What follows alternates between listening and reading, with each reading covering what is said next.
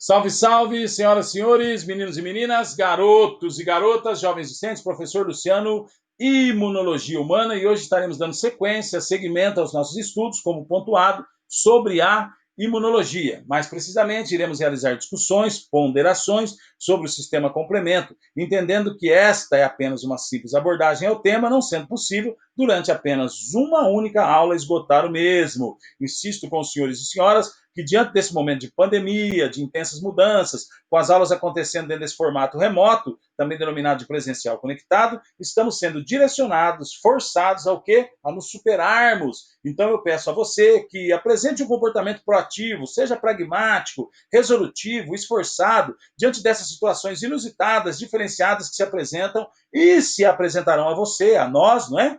Situações de dificuldade que você irá se deparar, mas tenho plena convicção, tenho certeza, com esforço e fé, nós vamos vencer. E também não se esqueçam que, como também já pontuado, comentado anteriormente, que a imunologia trabalha com conhecimento cumulativo e construído de forma o que? Cíclica e espiral. Acessamos, abordamos constantemente conceitos já discutidos em outros momentos e às vezes são necessários o quê? Conhecimentos de outras matérias, de outras disciplinas para a compreensão da imunologia. Então sabemos que é necessário superação, um grande esforço para atingirmos nosso alvo. Então vamos lá juntos? Bem, o sistema imunológico é constituído por uma intrincada rede de órgãos, células e moléculas e tem por finalidade o que? Manter a homeostase, o equilíbrio do organismo, combatendo as agressões em gerais. A imunidade inata atua em conjunto com a imunidade adaptativa. Não vamos nos esquecer, imunidade, o que é? É a habilidade de diferenciar o próprio do não próprio, o self do não self, e de reagir ao que é estranho, reagir de forma adequada a essas duas frentes que eu acabei de pontuar. Fraca demais, eu não destruo o micro-organismo. Forte demais, por exemplo, eu posso desenvolver as reações de hipersensibilidade. Se eu luto contra o que é próprio, por exemplo, eu posso desenvolver as reações autoimunes. Não se esqueça, como já comentado anteriormente, imunidade inata apresenta suas características, suas funções, seus mecanismos efetores, seus constituintes, e dentro dos constituintes, hoje nós vamos discutir o que? Sistema complemento. Bem, vamos lá? Quando nós falamos de características, não possui memória, reage sempre da mesma intensidade, a imunidade inata reage sempre da mesma maneira, mesmo na reexposição, diversidade limitada, baixa especificidade, trabalha, reconhece padrões, por exemplo, pumps, dumps, tem receptores especiais, como os receptores TOLs. Quando falamos de funções da imunidade inata, ataca micro-organismo, controla e erradica infecções, atua no reparo tecidual, ativa a imunidade adaptativa. Quando falamos de mecanismos efetores da imunidade inata, fagocitose, processo inflamatório, eventos vasculares e celulares, atividade antiviral. E quando falamos dos constituintes da imunidade inata, por exemplo, estamos falando das barreiras, fizemos uma aula sobre isso, estamos falando, por exemplo, das suas células, e estamos falando do sistema complemento. O que é o sistema complemento? Vamos junto comigo aqui na tela? Bem, temos a todo momento proteínas sendo ingeridas, temos constantemente proteínas sendo degradadas, exemplo, aminoácidos, por exemplo, aminoácidos, né? Temos novas isoformas, combinações desses compostos orgânicos sendo formados a todo momento. Entendemos que o sistema complemento, portanto, é o quê? Uma cascata de proteínas presentes no plasma que está envolvido com o nosso sistema imunológico. Bem, eu só quero que o senhor observe que nós não temos, por exemplo, células como na imunidade inata, neutrófilos, ou como na imunidade adaptativa, linfócitos, mas sim temos o quê? Diferentes proteínas que, diante de determinadas situações, as mesmas são ativadas e iniciam sua ação. Bem, então, sistema complemento é parte do sistema inato e consiste de muitas proteínas que agem em cascata. Em cada enzima atua como um catalisador, cada enzima atua como catalisador da próxima. Eu só quero pontuar com os senhores e senhoras, porque aqui nós estamos dizendo, relatando que a imunidade, o sistema complemento pertence à imunidade inata. Já já você vai ver que nós temos, a princípio, três formas de ativar o sistema complemento, e uma delas, a via que nós chamamos de clássica, né, ela se inicia com a ligação da proteína C1 ao complexo antígeno-anticorpo. E esse complexo antígeno-anticorpo provavelmente vai ser o quê? Permeado pela imunidade adaptativa. Mas eu quero deixar claro que Entendemos isso, mas a nível didático, o senhor vai classificar, categorizar o sistema complemento como pertencente à imunidade inata. Bem, quais são as funções do sistema complemento?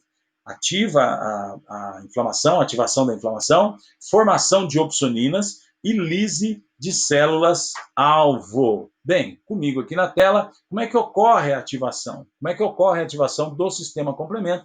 Basicamente por 3 vias, né? Via alternativa, via clássica e via das lectinas, tá? Um pouquinho de cada uma das vias para a gente se posicionar. Então, como é que inicia a via alternativa que liga, que dispara o sistema complemento? Como é que inicia a via clássica que dispara o sistema complemento?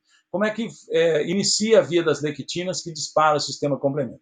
A via alternativa inicia com o quê? Início da via acontece com a clivagem, com a quebra de uma proteína chamada C3 no plasma, tá? Ele está onde? Está circulante. Já a via clássica inicia, o início da via, né, acontece com a ligação da proteína C1, como eu já pontuei, ao complexo antígeno-anticorpo. Então tem o quê? Uma necessidade de prévia ação, ativação de linfócitos B, que produziram um anticorpo, a imunoglobulina, e pode ter sido, então, ocorrido exposição anterior, tá?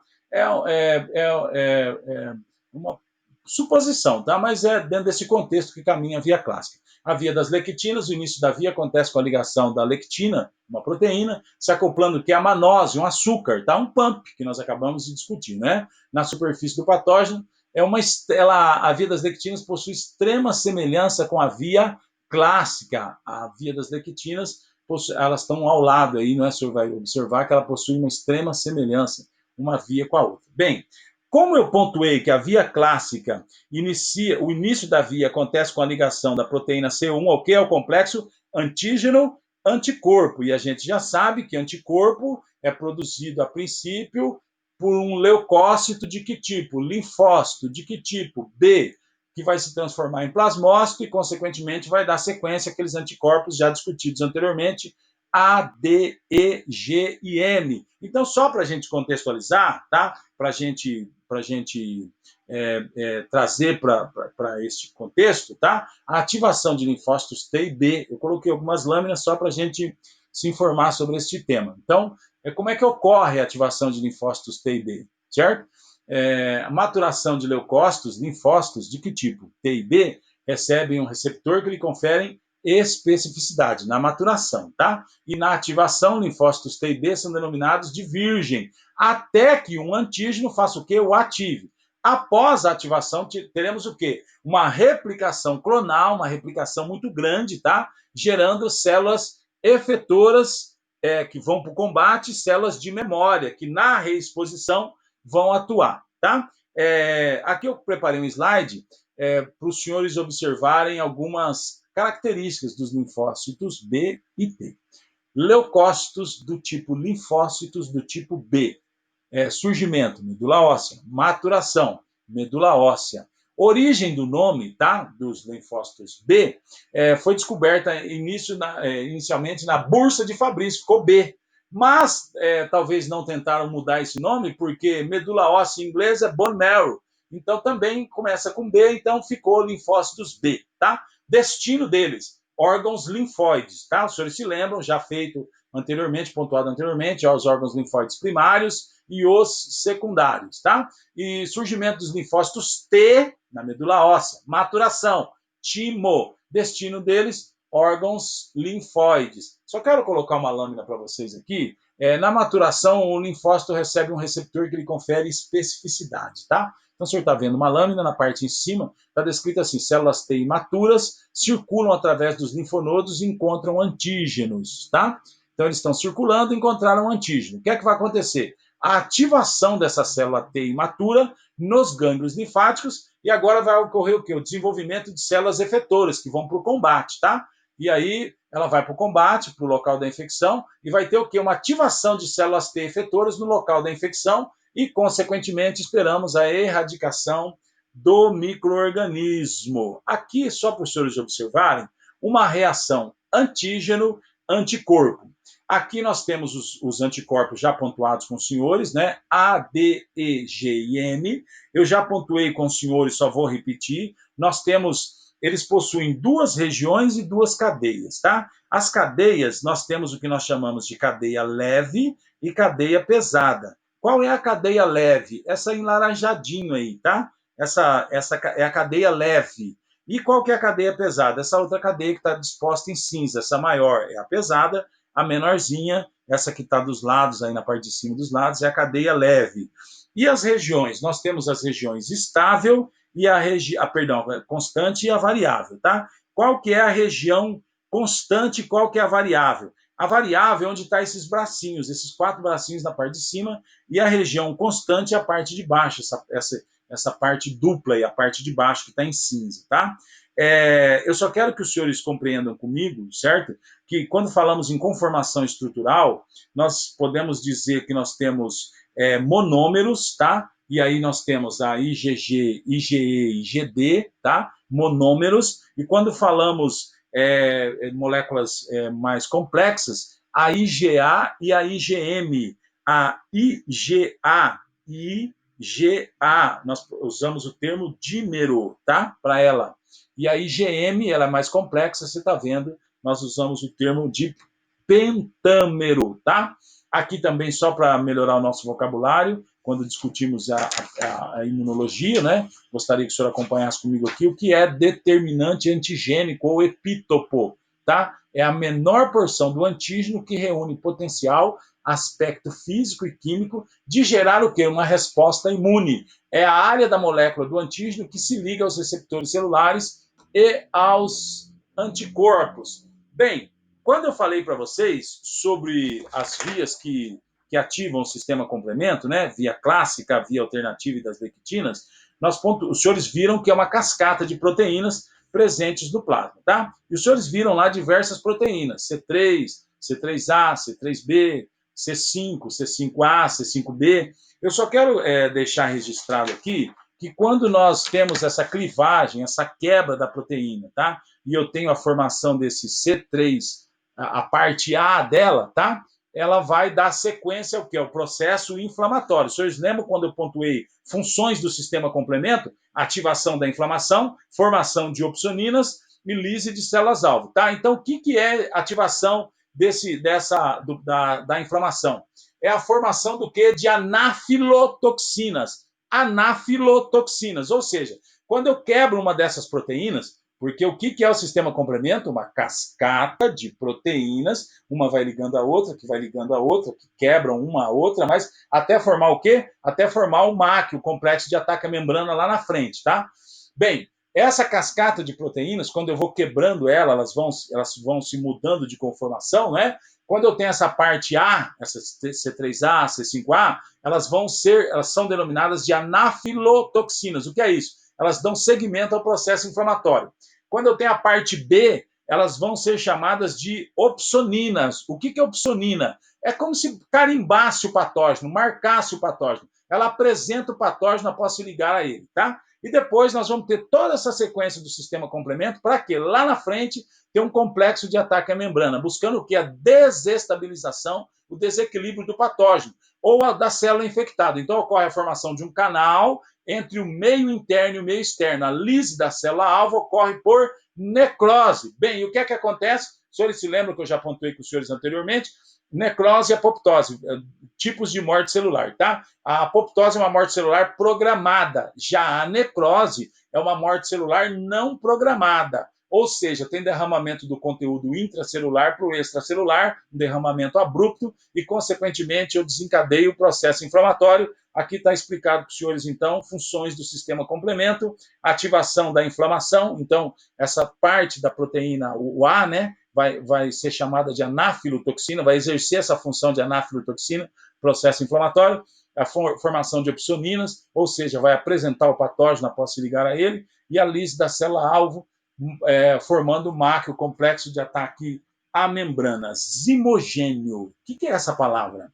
Certas enzimas cujo local de ação é extracelular, plasma, trato digestivo, são sintetizadas na forma de precursores inativos denominados de zimogênio. Então, um precursor inativo, tá? Então, para que um zimogênio se torne ativo, é preciso que haja a hidrólise de determinadas ligações peptídicas. Aqui está mostrando para vocês, então, por exemplo, um zimogênio, clivagem proteolítica e a enzima ativa, tá? Aqui nesse descrito, vocês estão vendo ela, uma proteína que está inativa, sofre a clivagem proteolítica, quebra e, consequentemente, vai se transformar numa enzima ativa. Aqui, as vias do sistema complemento, não importa que ele seja ativado pela via clássica, não importa que ele seja ativado pela via alternativa, ou não importa que ele seja ativado pela via das lectinas, elas vão convergir, elas vão se afunilar numa via comum, que é a via do C3, que vai ser quebrado, ser clivado em C3A e C3B. Já sabemos que a parte A vai fazer o quê? Vai servir como anafilotoxina, processo inflamatório, e que a parte B vai fazer o quê? Vai servir como opsonina, vai fazer opsonização, tá? E aí, os senhores estão vendo na imagem, vai haver essa cascata de proteína, essa sequência, tá? No caso, clássica, alternativa e lectina convergindo para essa clivagem do C3 em C3A e C3B, e lá na frente vai haver o quê? A formação de um poro, tá? Esse poro, esse MAC, esse complexo de ataque à membrana, vai fazer o quê? Vai ocorrer a formação de um canal entre o meio externo e interno e a lise da célula-alvo por necrose. Aqui, só para os senhores observarem comigo, as proteínas do sistema complemento, por exemplo, na via clássica, o que é que acontece, tá? Então, eu tenho a C1, aí a C4 vai ser quebrada, né? Em A e B, a C2 em A e B, a C3 em A e B, a C5 em A e B, depois vai vir C6, C7, C8, C9, e depois a formação do MAC, do complexo de ataque à membrana. Essa é a via clássica que os senhores estão observando. Sempre lembrando que o fragmento A é menor, tá? E vai atuar como o quê? Anafilotoxina, e o B é o fragmento maior, tá? Que vai apresentar o patógeno após se ligar a ele. Bem, aqui eu quero só pontuar com os senhores algumas características gerais das citocinas. O que são citocinas, né? Então, são produzidas durante a fase de ativação e efetoras da imunidade inata e adaptativa. A secreção de citocinas é um evento breve e autolimitado. São produzidos por diferentes tipos celulares e atuam também sobre vários tipos celulares, tá? Influenciam a síntese e a ação de outras citocinas. Características gerais das citocinas. Iniciam sua ação pela ligação a receptores específicos na superfície de células-alvo. A expressão dos receptores das citocinas podem ser reguladas por sinais externos ou pelas próprias citocinas. As ações podem ser locais ou sistêmicas. Então, citocinas são o quê? Proteínas. Quanto à atividade, ela pode ser autócrina, parácrina ou endócrina. Autócrina, capacidade de ação sobre as suas próprias células. Parácrina, as citocinas estão fazendo o quê? Estão exercendo a sua ação em células próximas. Endócrina, sua ação em células distantes. Mais informações sobre as citocinas, muito importantes dentro da imunidade como um todo, né? Atua na inata e na adaptativa, né? E nós estamos discutindo algumas características dessas proteínas, tá? São mediadores da resposta inata, inflamação, o que elas produzem? Inflamação, quimiotaxia, né? Ativação de macrófagos, células NK, produzidos principalmente pelos fagócitos, mediadores reguladores da imunidade adquirida, estimuladores do crescimento dos precursores hematopoéticos, tá? Então aqui uma divisão da inata e adaptativa, para os senhores verem, certo? E aí a adaptativa, como já pontuado, descrito anteriormente, os linfócitos e suas categorizações, tá? Citocinas mediadoras na resposta imune inata, nós temos TNF-alfa, IL-1, IL-6, os interferons, tá? O que é interferon? São proteínas, citocina, produzidas por leucócitos, tá? E os interferons tipo 1, interferon alfa, beta e a IL-12. Citocinas mediadores da resposta imune adquirida, citocinas TH1 e TH2, tá? TH1, IL-2, TNF, interferon gama, citocinas da TH2, IL-4, IL-5, IL-13, IL-10, tá? Mecanismos de defesa relacionados com a resposta imune inata. Então, aqui, mais uma vez, só para os senhores verem que existe a produção de citocinas, a produção de quimiocinas e outros constituintes, por exemplo, a proteína C reativa e o sistema complemento, aqui já pontuado com os senhores anteriormente. Aqui só para os senhores entenderem, ficar fixado que são quimiocinas, né? São produzidas por leucócitos, células endoteliais, células epiteliais e fibroblastos, múltiplas ações e ações sobrepostas, atuam através de receptores, né? Um receptor pode interagir com diferentes quimiocinas e uma quimiocina pode se ligar a diferentes receptores. E aqui, como nossa última lâmina, só para a gente pontuar, que é a quimiotaxia? Tração de células, né? Quimiocinas, família de citocinas, possuem alta especificidade. Existem duas grandes subfamílias de quimiocinas, CXC, quimiotáticos de neutrófilos, e ACC, quimiotáticos de monócitos e subtipos de linfócitos. Eu quero agradecer a você pela companhia, muito obrigado e até mais.